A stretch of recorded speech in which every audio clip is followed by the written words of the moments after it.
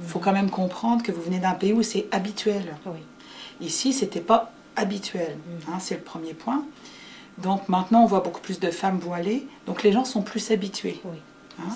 On commence beaucoup plus à en voir, ne serait-ce que dans les magasins, les banques, vous voyez. Donc c'est en train de se répandre.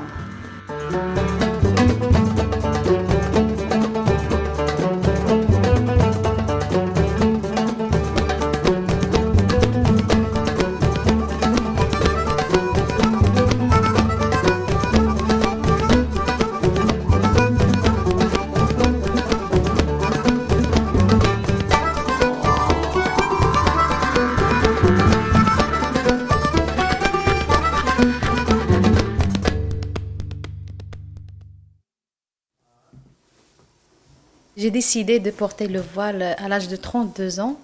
Avant, je ne portais pas de voile, je faisais seulement mes prières. Et en 2003, j'avais un manque de sommeil qui a duré à peu près 2 mois.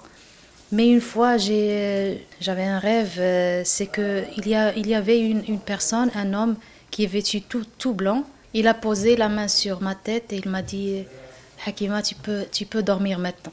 Donc, mon interprétation à ce rêve-là, c'était, pour moi, c'est de porter le voile. Après ce rêve-là, je pouvais dormir tranquillement. J'avais un sentiment, un calme à l'intérieur.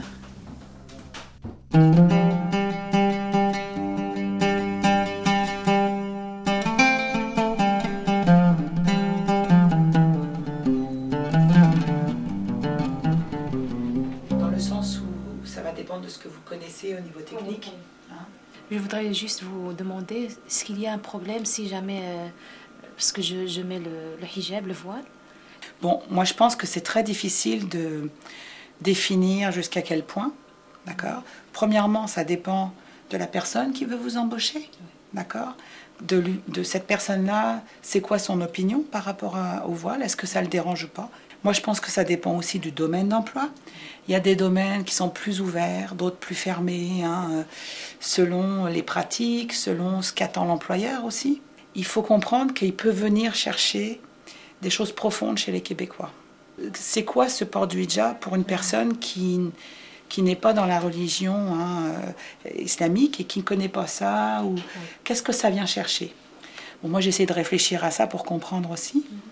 D'abord, il faut comprendre que le Québec a été un pays un endroit, une province très religieuse. C'était très religieux, ok. Donc la religion catholique, bien sûr, était très très présente. Il pouvait y avoir, je veux dire, la religion avait une emprise sur le modèle féminin. Il fallait faire des enfants, il fallait faire ceci, il fallait faire cela.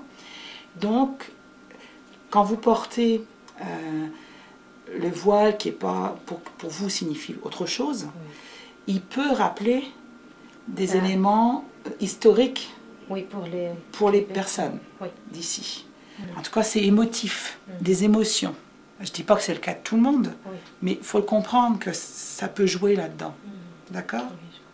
Donc il y a tout cet aspect-là. Je trouve qu'on le voit plus chez les femmes. C'est pas toutes les femmes, mais on le voit plus chez les femmes, mais ça peut exister peut-être chez d'autres personnes aussi, vous voyez.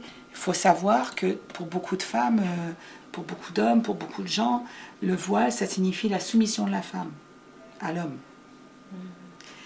Peu importe que ça soit vrai ou pas, pour beaucoup, c'est perçu comme ça. Ici, au Québec, il y a eu un mouvement féministe très important. Donc ça peut aussi venir interpeller le côté femme-homme. Vous voyez, en tout cas, oui. Donc déjà, de le voir comme ça, ça permet au moins déjà de se distancer. C'est pas par rapport à vous, c'est pas forcément par rapport à l'islam, vous voyez. C'est souvent plus par rapport à ce qu'on vit, de ce que ça représente. De l'expérience que j'ai, de ce que je connais. Par exemple, dans le métier d'éducatrice, il y a des femmes qui portent le voile. Je veux dire, après, ça dépend des endroits. Bon, je dirais pas que c'est très, très problématique à mon avis. Il y a d'autres endroits où ça l'est plus. Hein. Quand j'ai travaillé, je portais pas de voile. Mais c'est la première fois que je cherche un travail avec voile. Okay. Parce que même au Maroc, il y a des sociétés qui n'engagent pas des femmes avec le voile. Ouais. Bah, le but, ça va être de trouver un employeur ouvert, mais il y en a. Donc moi, je dis toujours aux gens, soyez naturels. Hein. Donc si vous êtes vous-même, peut-être que ça va éliminer des employeurs, c'est certain. Oui. Mais en même temps, le but, c'est que vous trouviez un employeur qui correspond à ce que vous êtes. Vous n'êtes pas juste une femme voilée, vous voyez, vous êtes plein d'autres choses. Vous avez des compétences, vous avez de l'expérience, vous avez une personnalité. Moi, je pense que les femmes musulmanes, probablement qu'avant le 11 septembre, elles avaient plus de misère que les hommes à se trouver du travail. Peut-être par la bande, là, je sais pas, mais il me semble que c'est plus les hommes qui ont dû faire face à du rejet ou à l'isolement, j'ai l'impression. C'est un feeling. Ce qui devrait faire, à mon avis, de plus, c'est vraiment de se montrer complètement pas solidaire à ces mouvements-là, puis de s'identifier comme étant des pacifiques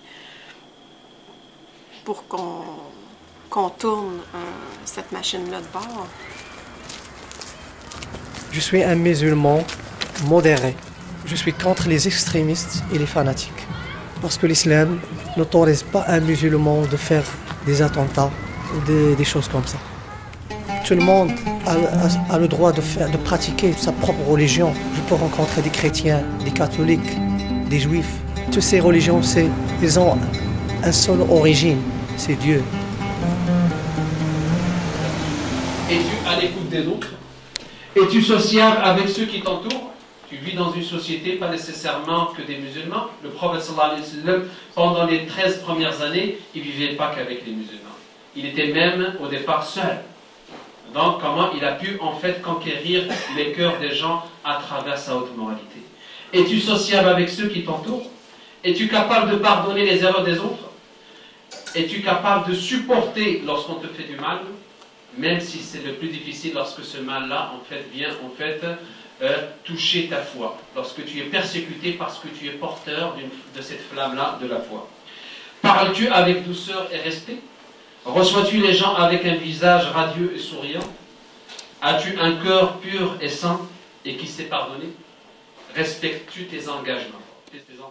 Notre rôle, c'est-à-dire surtout quand on regarde les faits du 11 septembre, donc je pense que ça a amené beaucoup de critiques négatives sur notre religion, alors que la religion de l'islam, c'est une religion de paix, et c'est ce qui nous a poussé d'ailleurs à travailler avec les autres confessions, et on a créé d'ailleurs le conseil des leaders religieux de Montréal-Nord, où il y a l'imam de notre mosquée, un prêtre et un pasteur, et à chaque année il y a au moins 2 conférences qui se donnent pour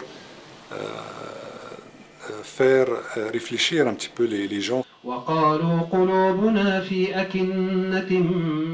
Grâce à l'islam, on sait ce qu'il faut faire et ce qu'il ne faut pas faire. Même avec les relations avec Dieu et les relations avec les gens, avec les autres. Grâce à l'islam, je peux vivre dans la prospérité spirituelle. نسأل الله سبحانه وتعالى أن يبصرنا عيوبنا وأن يصلحنا وأن يرحمنا برحمته الواسعة آمين آمين وادعوا الله سبحانه وتعالى إنه غفور رحيم. Qu'est-ce que vous pensez de la communauté arabe et musulmane qui se répand à Montréal? J'ai rien contre les musulmans et je leur souhaite le bienvenu. Ouais, tout est une question de respect là-dedans. Moi, je les respecte, qu'ils me respectent, c'est tout. C'est comment ça fonctionne. Ils amènent leur culture, ils veulent vivre comme dans leur pays, mais ils ne sont pas dans leur pays. Je comprends. Quand tu vas dans un autre pays, tu dois t'adapter. Ben moi, je trouve ça bien parce qu'ils font de la bonne bouffe. Puis c'est le fun d'avoir des épiceries qui sont super diversifiées. Ben moi, je les aime bien, les Arabes et les musulmans. J'ai plusieurs clients qui font partie de cette communauté-là. Puis c'est sûr que c'est une culture riche. Puis moi, je trouve que l'immigration, c'est quelque chose de bien pour le Québec en général parce que ça nous permet de voir autre chose, de se rapprocher du reste du monde aussi. Fait que moi, c'est pas quelque chose que je vois négativement. Excellent. Puis c'est quoi que tu fais? Moi, je suis coiffeur.